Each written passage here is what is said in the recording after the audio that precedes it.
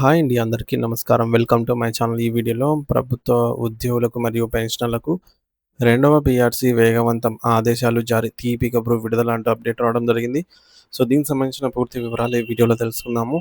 Video అయితే ఎక్కడే కానీ స్కిప్ చేయకుండా ఎండ్ వరకు చూసేయండి. అప్పుడే ఇన్ఫర్మేషన్ పూర్తిగా అర్థమవుతుంది.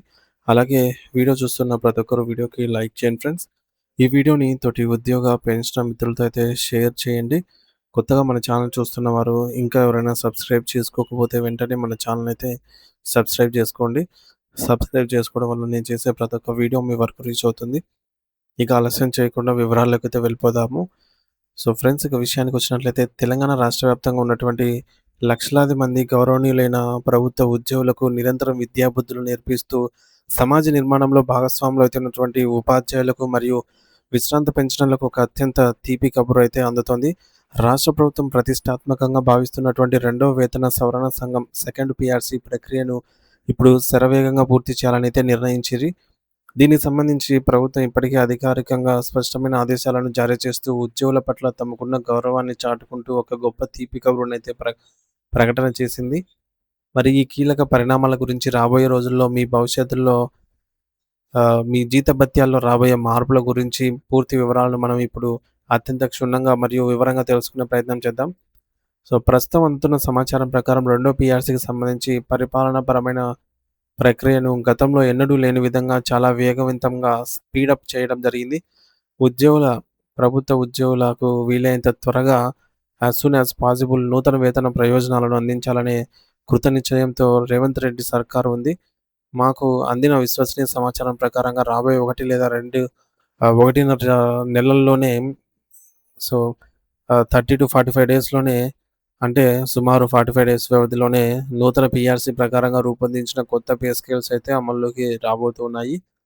మరి దీనివల్ల ఉద్యోగుల ప్రాథమిక వేతనం గణనీయంగా పెరిగి వారి ఆర్థిక స్థితిగతులు మెరుగుపడటానికి ప్రభుత్వం భావిస్తోంది.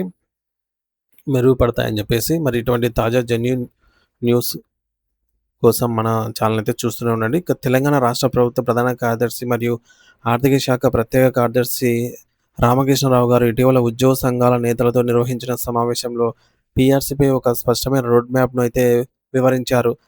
పీఆర్సీ నివేదిక ప్రస్తుతం తుది దశలో ఫైనల్ స్టేజ్ చేరుకుందని, కమిటీ నుండి నివేదిక అందిన వెంటనే మరోసారి ఉద్యోగ సంఘాలతో ఉన్నత స్థాయి సమావేశాన్ని ఏర్పాటు చేస్తామని ఆయన హామీ ఇచ్చారు. మరి ఈ వేదికలో ఉద్యోగుల ఫిట్‌మెంట్, అలవెన్స్‌లు మరియు ఇతర సేవా ప్రయోజనాలపై కీలక ప్రతిపాదనలు ఉండబోతున్నాయి. సచివాలయంలో శుక్రవారం జరిగినటువంటి జాయింట్ స్టాఫ్ కౌన్సిల్ సమావేశం ఉద్యోగుల సమస్యల పరిష్కారానికి ఒక వేదికగా నిలిచింది.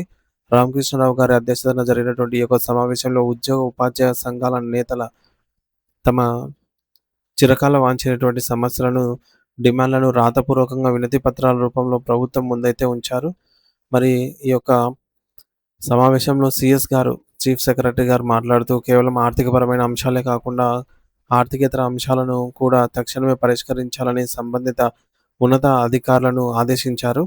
మరి ఇందులో బదిలీలు, పదోన్నతులు మరియు సర్వీస్ రూల్స్ వంటి అనేక అంశాలైతే ఉన్నాయి.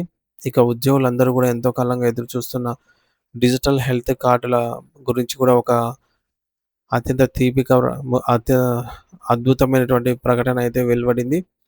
అదేంటంటే రాబోయే జూన్ 2వ తేదీన రాష్ట్ర ఆవిర్భావ దినోత్సవం సందర్భంగా ముఖ్యమంత్రి గారు స్వయంగా హెల్త్ కార్డులను పంపిణీ చేయబోతున్నారు. ఈ హెల్త్ కార్డుల ద్వారా ఉద్యోగులకు మరియు వారి కుటుంబ సభ్యులకు రాష్ట్ర వ్యాప్తంగా ఉన్న నెట్వర్క్ హాస్పిటల్స్‌లో నగదురహిత క్యాష్‌లెస్ ట్రీట్మెంట్ అందబోతోంది. ఇక ఇది ఉద్యోగుల ఆరోగ్య భద్రతకు ప్రభుత్వం ఇస్తున్న ఒక గొప్ప భరోసా అనే చెప్పవచ్చు.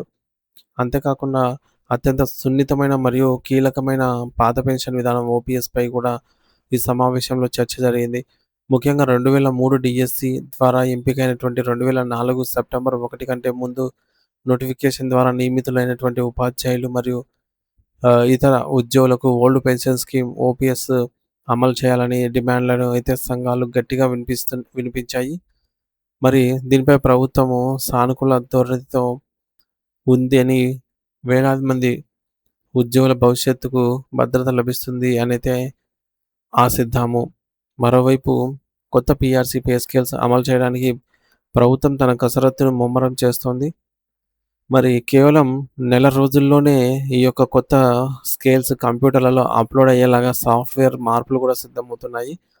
ప్రస్తుతం ప్రభుత్వ ఉద్యోగులకు సంబంధించి 5 కరువు భత్యాలు, 5 డీఏలు పెండింగ్‌లో అయితే ఉన్నాయి.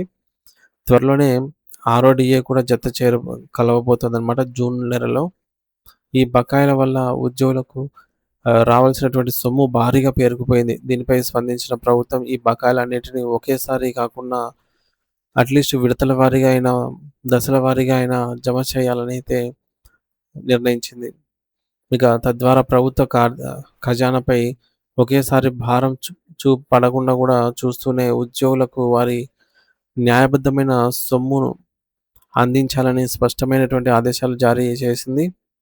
అయితే ఈ బకాయిల చెల్లింపు ప్రక్రియ అనేది ఈ బకాయిల చెల్లింపు ప్రక్రియ కంటే ముందే కొత్త పీఆర్సీ అమల్లోకి వస్తుందని, తద్వారా పెరిగిన జీతాలు ఉద్యోగుల ఖాతాల్లో ముందుగా జమ అవుతాయని ప్రభుత్వం హామీ ఇచ్చింది.